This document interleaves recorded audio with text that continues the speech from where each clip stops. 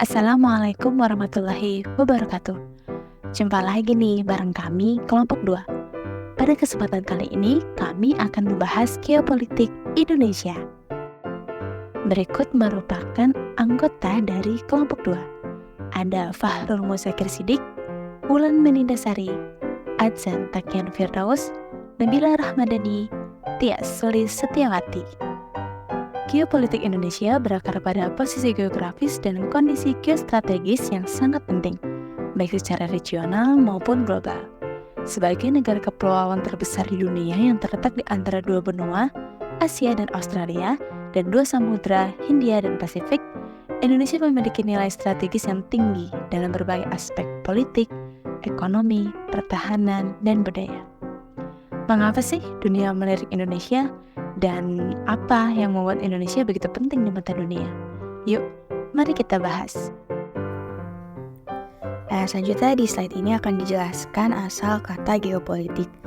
Kata geo berasal dari bahasa Yunani yang berarti bumi atau wilayah hidup. Sedangkan politik berasal dari kata polis yang artinya kesatuan masyarakat atau negara.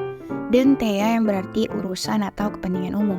Jadi, secara etimologis, geopolitik adalah urusan politik yang berkaitan dengan kondisi bumi atau wilayah hidup suatu bangsa.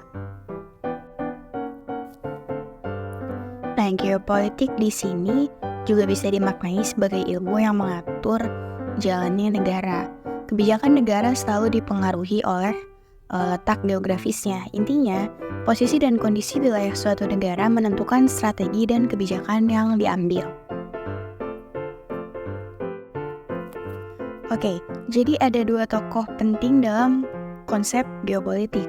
Yang pertama ada Frederick Ratzel. Ia memperkenalkan istilah ilmu bumi politik dan mengibaratkan negara seperti organisme hidup yang butuh ruang. Kedua, ada Rudolf Kjellern. Ia yang pertama kali memakai istilah geopolitik secara formal dari istilah geographical politics.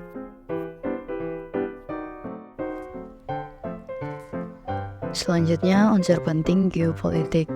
Yang pertama, konsepsi ruang. Ini diperkenalkan oleh Karl Haushofer.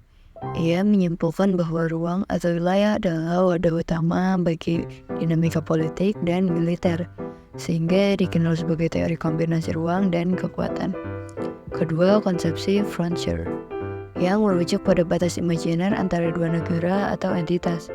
Nah, area ini tuh sering banget menjadi titik interaksi penting sekaligus potensi persaingan atau konflik.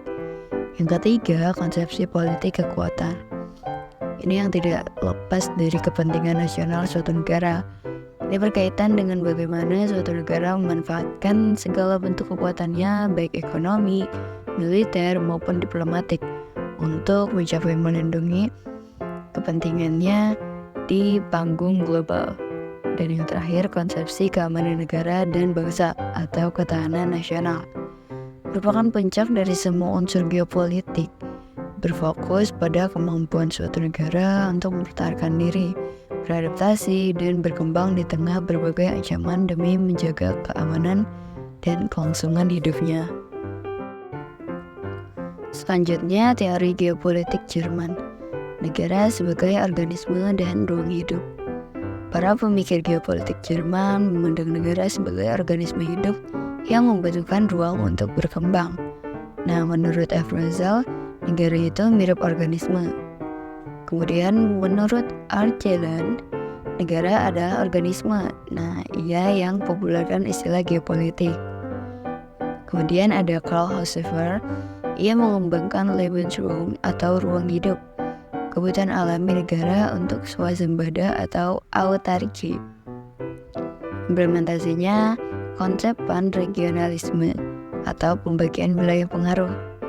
Ada pan-Amerika dari USA, pan-Asia Timur dari Jepang, pan-Rusia India dari Rusia, dan pan-Eropa Afrika dari Jerman.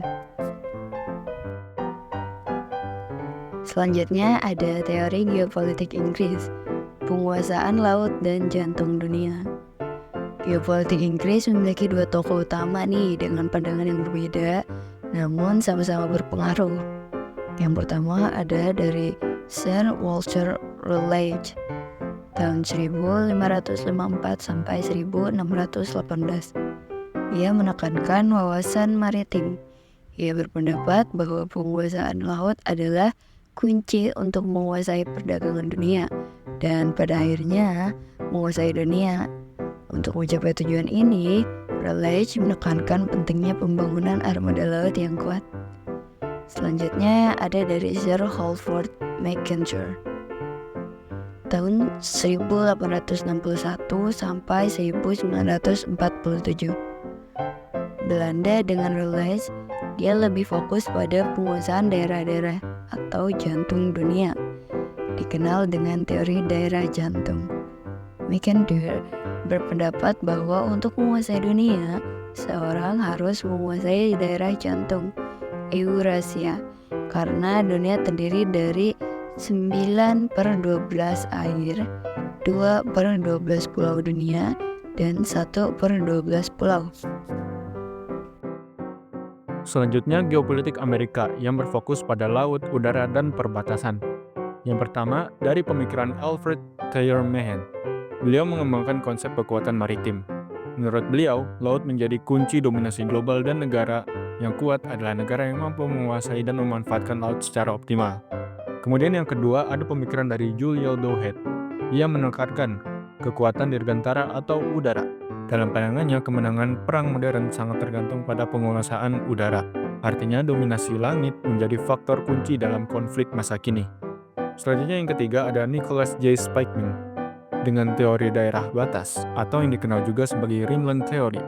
Teori ini membagi dunia menjadi 4 wilayah geopolitik utama, yaitu pivot area, yang merupakan wilayah jantung dunia atau heartland.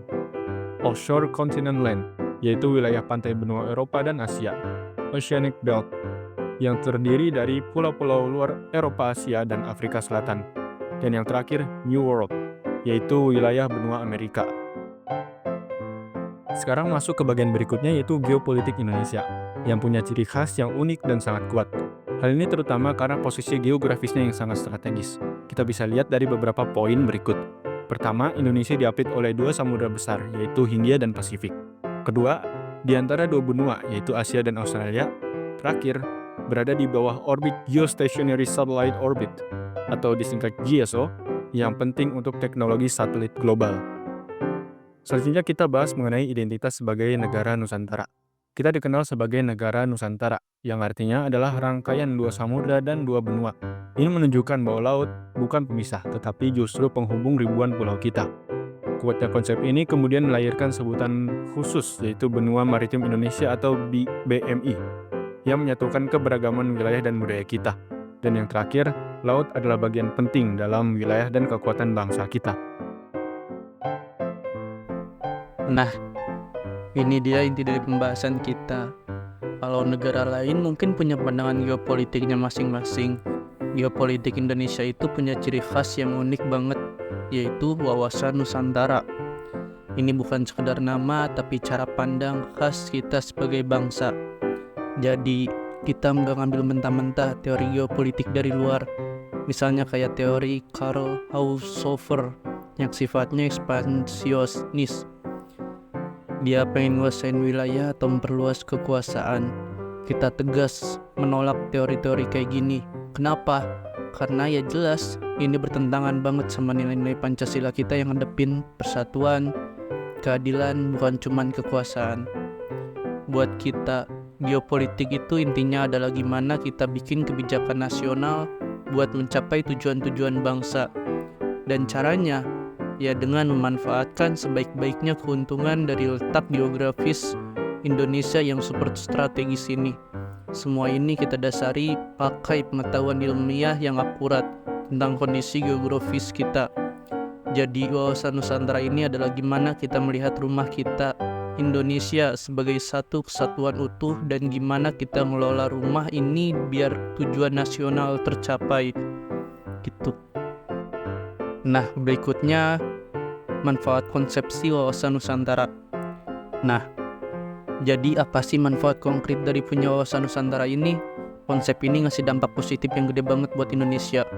Baik itu dari sisi kedaulatan negara kita maupun kesejahteraan kita sebagai bangsa. Pertama, yang paling kelihatan jelas adalah pengakuan internasional. Dengan gigihnya kita mengenalkan dan mempertahankan konsep Nusantara ini, akhirnya dunia internasional mengakui.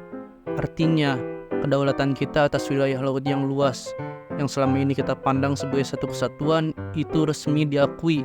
Ini penting banget.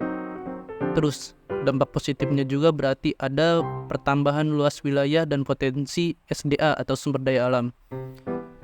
Begitu konsep kita diakui, otomatis wilayah kita jadi lebih luas sebagai ruang hidup. Nah, wilayah yang lebih luas ini berarti juga potensi sumber daya alam yang melimpah ruah. Apalagi minyak di laut kita itu kan gede banget. Ini semua jelas bisa ningkatin kesejahteraan bangsa. Manfaat lain, wawasan Nusantara ini ngebentuk cara pandang kita soal keutuhan wilayah. Jadi, kita makin sadar betapa pentingnya menjaga semua wilayah Nusantara ini agar tetap utuh, enggak pecah-pecah. Ini udah jadi mentalitas kita. Dan yang terakhir, wawasan Nusantara ini jadi sarana integritas nasional yang paling ampuh. Bayangin dengan segala macam suku, agama, dan budaya. Gimana caranya kita bisa tetap nyatu? Ya lewat pandangan yang sama tentang rumah kita ini. Dia mempersatukan berbagai elemen bangsa di bawah satu visi dan satu pandangan yang sama. Jadi banyak banget kan manfaatnya. Berikut merupakan kesimpulan dari materi yang telah kita bahas. Geopolitik Indonesia, fondasi masa depan kita. Geopolitik Indonesia bukan sekadar studi, melainkan cara hidup bangsa. Melalui wawasan Nusantara sebagai kompas ideologis dan ketahanan nasional sebagai kekuatan yang real, Indonesia menjaga keutuhan NKRI dan mencapai cita-cita nasional. Keduanya saling melengkapi, membentuk fondasi strategis Indonesia di kancah global. Menjaga dan menerapkannya adalah tanggung jawab seluruh rakyat Indonesia.